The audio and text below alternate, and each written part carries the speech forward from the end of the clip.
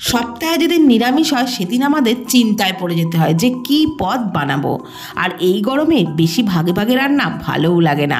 মনে হয় যেন এমনই একটা পদ বানাই যে পদটা দিয়ে লাঞ্চে ভাতের সাথেও খাওয়া যায়, আবার ডিনারে রুটির সাথেও ভালো লাগে। তো সেরকমই একটা রেসিপি আজকে শেয়ার করছি। তার জন্য সয়াবিন একটু লবণ জলে ভালো করে সিদ্ধ করে নিলাম। এবারে জল থেকে তুলে নিয়ে সয়াবিনগুলোকে ঠান্ডা জলে খুব ভালো করে ধুয়ে জলটাকে খুব ভালো করে নিংড়ে একটা বোলের মধ্যে নিয়ে নিলাম। তার মধ্যে দিয়ে দিলাম 2 চামচ টক দই, হাফ চামচ করে জিরে গুঁড়ো, ধনে গুঁড়ো আর হলুদ গুঁড়ো, কাশ্মীরি লঙ্কার গুঁড়ো দিলাম, আর ঝাল লঙ্কার গুঁড়ো হাফ চামচের একটু কম দিলাম। পরিমাণ মতো লবণ দিয়ে সমস্ত কিছু খুব ভালো করে মাখিয়ে নিচ্ছি। এইভাবে সয়াবিনের মধ্যে দই আর মশলা মাখিয়ে রান্না করে দেখবেন, সয়াবিন যেমন সফট থাকে তেমন খেতেও কিন্তু দারুণ লাগে। কড়াইয়ে দিয়ে দিলাম 4 টেবিল চামচ সর্ষের তেল, তার মধ্যে দিয়ে দিয়েছি বড় বড় টুকরো করে কেটে নেওয়া আলু। আলুর মধ্যে পরিমাণ মতো হলুদ আর লবণ দিয়ে আলু বেশ লালচে করে ভেজে নিচ্ছি। আলু ভাজা হতে হতে এদিকে একটা মশলা তৈরি করে নেব। তার জন্য একটা মিক্সির জারের মধ্যে নিয়ে নিচ্ছি একটা মিডিয়াম সাইজের টমেটো কুচি, 4টে কাঁচা লঙ্কা, 1 ইঞ্চি আদা কুচি, সামান্য পরিমাণে জল দিয়ে মশলার পেস্ট তৈরি করে নেব। এদিকে আলুও লাল করে ভেজে নেওয়া হয়ে গেছে। এবারে আলুগুলো তুলে নিচ্ছি। আলুগুলো তুলে নেওয়ার পর ওই তেলের মধ্যেই কয়েক টুকরো পনির দিয়ে দিলাম। এখানে 150 গ্রাম মতন পনির রয়েছে।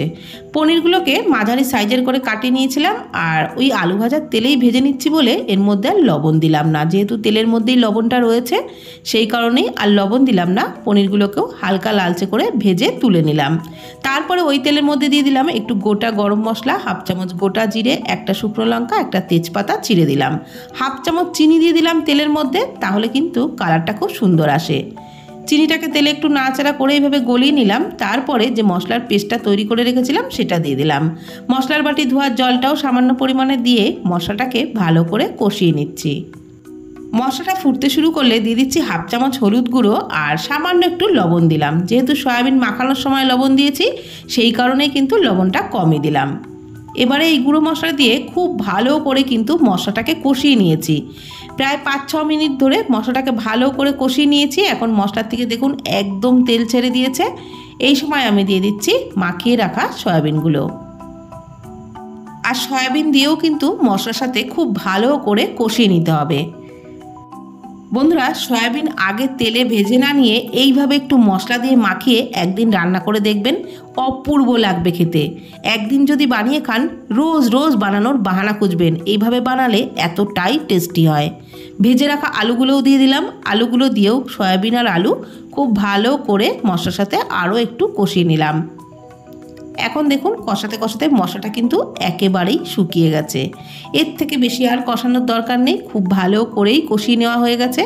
আর এই কষাতে কষাতেই আলুও প্রায় 50%-এর উপরে সিদ্ধ হয়েই এসছে।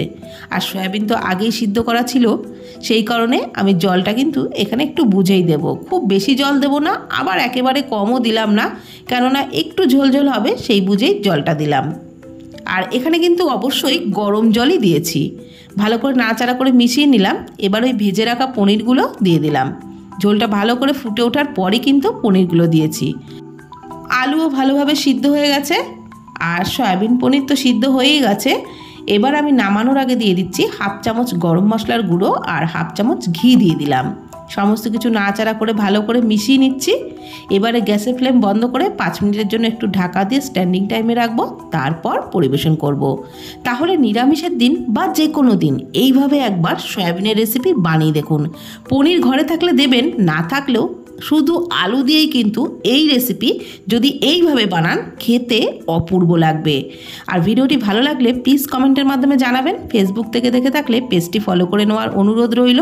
ইউটিউব থেকে দেখলে চ্যানেলটি প্লিজ সাবস্ক্রাইব করে দেবেন। আজকের মতো এই পর্যন্ত। ভালো থাকবেন, সুস্থ থাকবেন। ধন্যবাদ।